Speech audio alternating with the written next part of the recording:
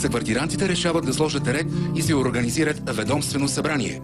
Като най-опитен треньор в групата, Тити Папазов взима думата за една истински вдъхновяваща реч. Може само да ви кажа някои работи аз, понеже коментираме отбори, аз смятам, че имам претенции, поне в този състав, който сме тук, че съм най-добрият треньор. Не в България, в моята специалност, като човек, който работи 16 години с звезди и от звездите трябва да направи отбор. Първо ми моля, ако искате да ни изглеждаме жалки от днес нататък в очите на хората, които гледат и които гладуват, да говорите за храна и за ядене. Защото излагаме се жестоко. Превъзмогвайте се, потиснете си егото и престанете да водите на преден план, да правите нещо, което е адски смешно, при положение, че половината държава няма какво да яде.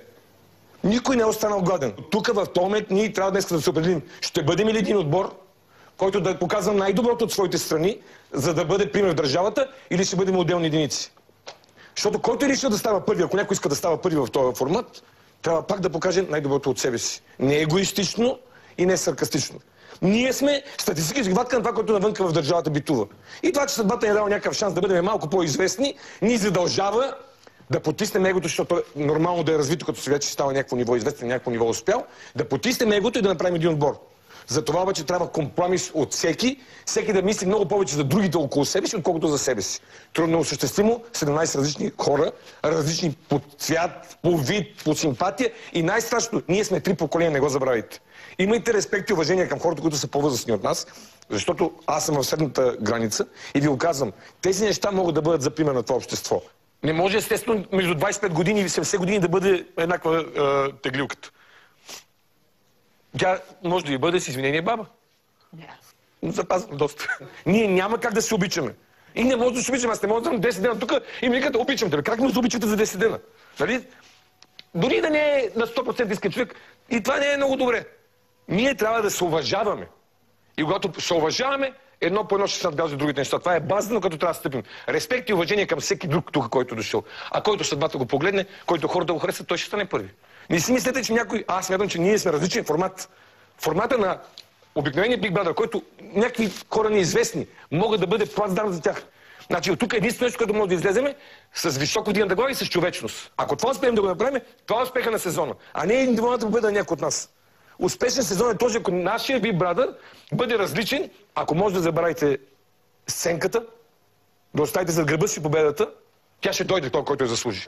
Ако ние не показваме колко много се вълнуваме от тази храна и само ние коментираме, представете си колко сме жалки отвън. Представете ли си как ни гледат хората, защото в това предаване сигурно гледат и много бедни хора. В 8:30 да застанат пред телевизора, те, които имат възможности, ходят на ресторанти, излизат и се забавляват и не обръщат внимание. И виждат на нас и викат, те палиглювци, това има как да им стига. Разберете, то е много трудно да се преодолее. Но като всеки остане сам със себе си до вече легне в леглото и се върти мечки да не може да спим веднага, осмислете думите ми, защото тук имаме възможност да покажем, че не случайно сме постигнали в това. Защото всеки от вас е стигнал до тук заради себе си. И тази известност, която е хубава, си има своята отговорност. Имаш отговорност тук нататък. Като те снимат на улицата, спират дечица да те снимат, е много приятно. Ама той има и бекграунд. То тук нататък не ти дава шанс повече да бъдеш мишка, да бъдеш непозитивен, да бъдеш... Трима в една мода има нас, и аз да имам трима и ти трима, заради тях трябва да бъдем стрейт. Повече потиснете егото си, повече компромиси и днеска е момент. Каквото било. Както е в едно семейство. Ако едно семейство иска... Няма семейство, което не е станал проблем. Да не е имало кавга, да не е имало трети човек. Големи хора, силни хора ги преодоляват неща със своята психика и със своята къл. 18-ти ден днеска, каквото сме насрали.